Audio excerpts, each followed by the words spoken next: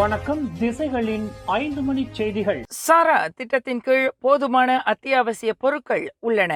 அரசாங்கம் உத்தரவாதம்.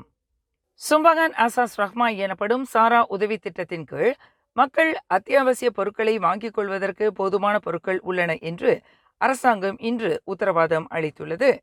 தலா 100 ரிங்கிட் வழங்கப்படும் சாரா உதவி திட்டம் கடந்த ஆகஸ்ட் 31 திறக்கப்பட்டது முதல் அத்திட்டத்தில் சேர்க்கத்தக்க அத்தியாவசிய பொருட்கள் உட்பட அடிப்படை பொருட்கள் போதுமான அளவில் உள்ளன.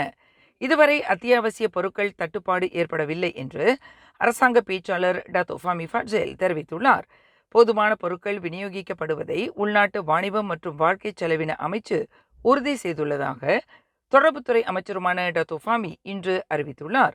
அத்தியாவசிய பொருட்கள் பற்றாக்குறை ஏற்படும் என்று மக்கள் அச்சம் கொள்ள தேவையில்லை என்று அவர் குறிப்பிட்டார். வங்காளதேச பிரஜைகள் மூளையாக இருந்து செயல்பட்ட போலி ஆவணங்களை தயாரிக்கும் கும்பல் ஒன்றை குடிநுழைவுத் துறையினர் முறியடித்துள்ளனர். கோலாலம்பூர் மாநகரில் நேற்று காலை 9:40 மணியளவில் 2 வீடுகளில் மேற்கொள்ளப்பட்ட சோதனையில் இக்கும்பல் முறியடிக்கப்பட்டுள்ளதாக குடிநுழைவுத்துறை தலைமை இயக்குனர் ஜக்கரியா ஷாபான் தெரிவித்தார். கடந்த சில நாட்களாக உளவுத்துறை மூலம் கண்காணிக்கப்பட்டு வந்த இந்த கும்பல் முறியடிக்கப்பட்டது மூலம் அந்நிய நாட்டவர்களுக்கு போலி ஆவணங்களை தயாரிப்பதில் மூளையாக இருந்து செயல்பட்டு வந்த 19க்கும் 41க்கும் இடைப்பட்ட வயதுடைய 5 வங்காளதேசிகள் கைது செய்யப்பட்டுள்ளதாக ஜக்கரியா ஷாபான் குறிப்பிட்டார். குடிநுழைவுத்துறையின் தற்காலிக வேலை பெர்மிட்டுகளை இந்த கும்பல் போலியாக தயாரித்து வந்துள்ளதாக அவர் விளக்கினார். சபா மாநிலத்தில் மரணம் அடைந்த 1ஆம் படிவ மாணவி சாரா கைரினா மகாத்தீர் மீதான மரண விசாரணை கோத்தகினபாலு நீதிமன்றத்தில் இன்று தொடங்கியது.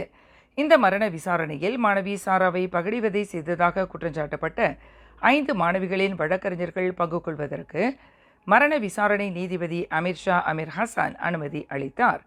அந்த 5 மாணவிகளும் இவ்வழக்கில் நலன் சார்ந்த தரப்பினர் என்று கருதப்படுவதால் அந்த மாணவிகளின் வழக்கறிஞர்கள் பங்கு கொள்வதற்கு தடை ஏதும் இல்லை என்று நீதிபதி அமீர்ஷா தெரிவித்தார். இந்த மரண விசாரணையில் 5 மாணவிகளின் வழக்கறிஞர்கள் பங்கு கொள்ளும் முடிவை கோத்தகினபாலு உயர்நீதிமன்றம் நேற்று தள்ளுபடி செய்தது. இது தொடர்பான விண்ணப்பத்தை நேரடியாக உயர்நீதிமன்றத்தில் தாக்கல் செய்யாமல் மரண விசாரணை நீதிபதியிடம் 5 மாணவிகளின் வழக்கறிஞர்கள் விண்ணப்பம் செய்யலாம் என்று உயர்நீதிமன்றம் ஆலோசனை கூறியிருந்தது. வரும் 2027 கல்வியாண்டில் தொடக்கப்பள்ளி மாணவர்களுக்கு மனிதனும் சுற்றுச்சூழலும் என்ற பாடத்திட்டம் மீண்டும் அறிமுகப்படுத்தப்படுவதை கல்விமான்கள் பரவலாக வரவேற்றுள்ளனர். மனிதனும் சுற்றுச்சூழலும் பாடத்திட்டம் அறிவியலின் பல்வேறு கூறுகளை உள்ளடக்கியதாகும்.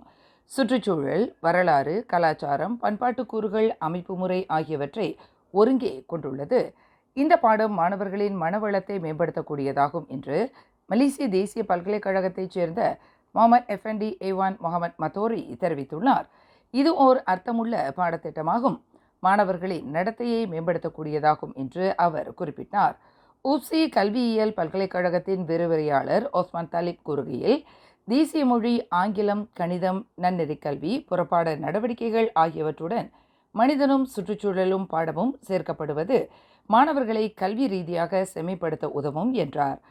1982ஆம் ஆண்டில் தொடக்க பள்ளிகளுக்கு அறிமுகப்படுத்தப்பட்ட மனிதனும் சுற்றுச்சூழலும் பாடத்திட்டம் 1994ஆம் ஆண்டு நடைமுறைப்படுத்தப்பட்ட KBSR எனும் தொடக்க பள்ளிகளுக்கான ஒருங்கிணைந்த கல்வி முறையில் அந்த பாடத்திட்டம் அகற்றப்பட்டு அறிவியலும் வாழ்வியலும் எனும் பாடத்திட்டமாக உருமாற்றம் கண்டது என்பது குறிப்பிடத்தக்கது.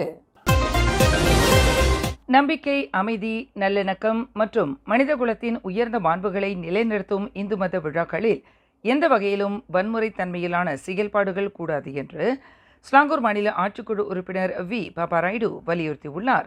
ஸ்லாங்கூர் மாநிலத்தில் கோவில் ஒன்றின் திருவிழாவின் போது வானை நோக்கி துப்பாக்கி வேட்டு கிளப்பிய சம்பவத்தை தாம் கடுமையாக கருதுவதாக பாப்பாராய்டு குறிப்பிட்டார். வன்முறையை தூண்டக்கூடிய இத்தகைய செயல்கள் கண்டிக்கத்தக்கதாகும். இதுபோன்ற சம்பவம் ஸ்லாங்கூர் மட்டுமின்றி நாட்டில் எந்த பகுதியிலும் இனி நிகழாமல் இருக்க சம்பந்தப்பட்ட நபர் கைது செய்யப்பட்டு விரிவான விசாரணை நடத்தப்பட்டு நீதியின் முன் நிறுத்த போலீஸ் துறையின் நடவடிக்கையை தாம் முழுமையாக ஆதரிப்பதாக பாப்பாராய்டு குறிப்பிட்டார். ஆலய திருவிழாவின் போது துப்பாக்கி வேட்டை கிளப்பும் செயல் இந்து மத போதனையில் இல்லை. இத்தகைய செயல்கள் நடப்பதை ஆலய நிர்வாகங்கள் ஒருபோதும் சகித்துக் கொள்ளக்கூடாது என்று மலேசிய இந்து சங்கம் ஓர் அதிகாரப்பூர்வ அறிக்கையை வெளியிட வேண்டும் என்று பாப்பா ராய்டு கேட்டுக்கொண்டுள்ளார். அரசாங்கத்திற்கு எதிராக நிந்தனை தன்மையில் அறிக்கையை வெளியிட்டதாக குற்றஞ்சாட்டப்பட்ட வலைப்பதிவாளர் பாபாகோமா எனப்படும் ஒன் அஸ்ரி 11 டரிஸை கோலாலம்பூர் செஷன்ஸ் நீதிமன்றம் இன்று விடுதலை செய்தது. 42 வயதுடைய பாபாகோமாவிற்கு எதிராக கொண்டுவரப்பட்ட நிந்தனை குற்றச்சாட்டை நிரூபிப்பதில் அரசு தரப்பு தோல்வி கண்டுள்ளதாக செஷன்ஸ் நீதிமன்ற நீதிபதி சித்தி அமினா கசாலி தமது தீர்ப்பில் தெரிவித்தார்.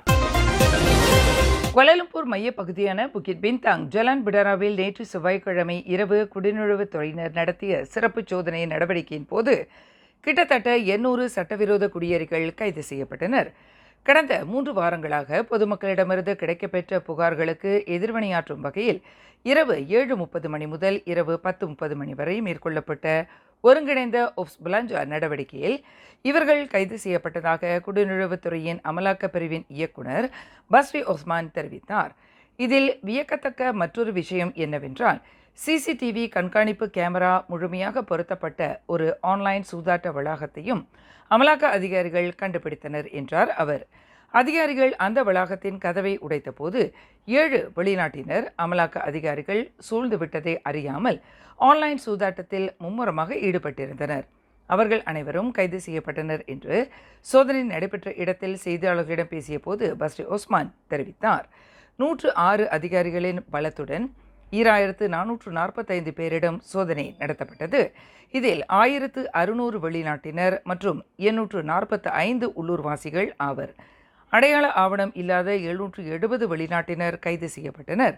377 வங்காளதேச ஆடவர்கள், 235 மியான்மர் ஆடவர்கள், 72 நேபாள ஆடவர்கள், 58 இந்திய ஆடவர்கள், 17 இந்தோனேஷிய ஆடவர்கள் மற்றும் 2 பெண்கள் என மொத்தம் 770 பேர் கைது செய்யப்பட்டதாக அவர் குறிப்பிட்டார்.